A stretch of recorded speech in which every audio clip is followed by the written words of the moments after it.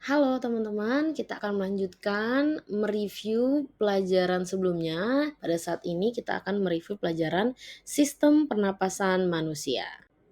Apa itu sistem pernapasan? Sistem pernapasan adalah sistem tubuh yang bertanggung jawab untuk mengambil oksigen dan mengeluarkan karbon dioksida. Nah, mengapa sistem pernapasan ini penting? Karena oksigen diperlukan untuk menghasilkan energi di dalam tubuh kita. Berikut adalah organ pernafasan, ada hidung, faring, laring, trakea, paru-paru, bronkeolus, tabung bronkial, alveolus, dan juga diafragma.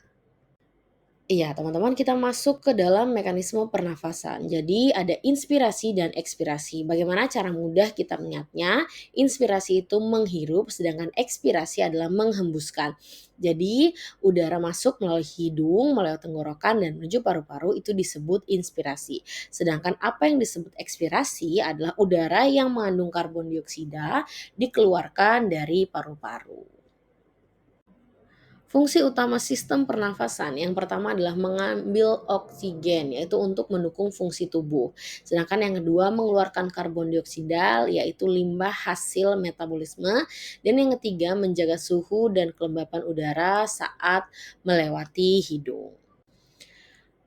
Kita masuk ke pertukaran gas di paru-paru yang terjadi di alveolus, yaitu struktur kecil di paru-paru tempat pertukaran gas. Prosesnya bagaimana? Di sini sudah singkat. Yang pertama, itu oksigen dari udara masuk ke darah, kemudian karbon dioksida dari darah dilepaskan ke udara. Kemudian pertukaran O2 dan CO2 itu bagaimana prosesnya?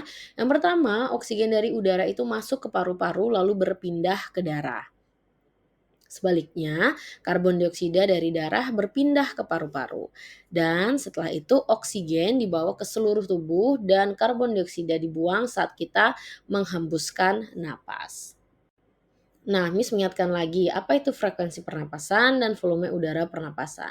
Jadi frekuensi pernapasan itu adalah berapa kali kita menarik dan menghembuskan napas dalam 1 menit, sedangkan volume udara pernapasan artinya seberapa banyak udara yang masuk dan keluar dari paru-paru setiap kali kita bernafas.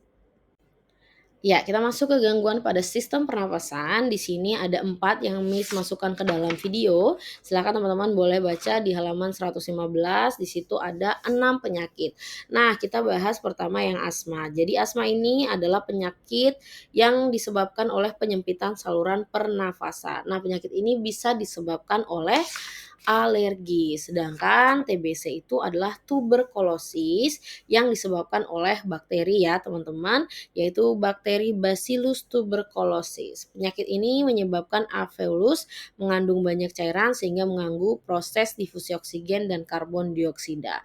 Sedangkan bronkitis itu apa? Bronkitis adalah penyakit yang disebabkan peradangan pada dinding bronkus yang disebabkan oleh virus. Penyakit ini menyebabkan batuk berdahak. Jadi tuberkulosis tadi disebabkan bakteri, sedangkan bronkitis disebabkan oleh virus.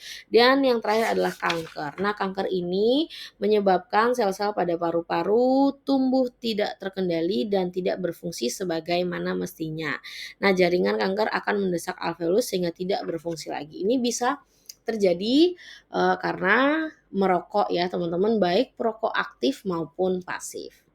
Iya, bagaimana cara kita menjaga kesehatan sistem pernafasan? Yang pertama adalah menghindari merokok dan juga asap rokok. Dan yang penting berikutnya adalah rajin berolahraga, kemudian menghindari polusi udara, silakan memakai masker, dan yang tidak kalah penting adalah mengkonsumsi makanan yang sehat, bergizi seimbang.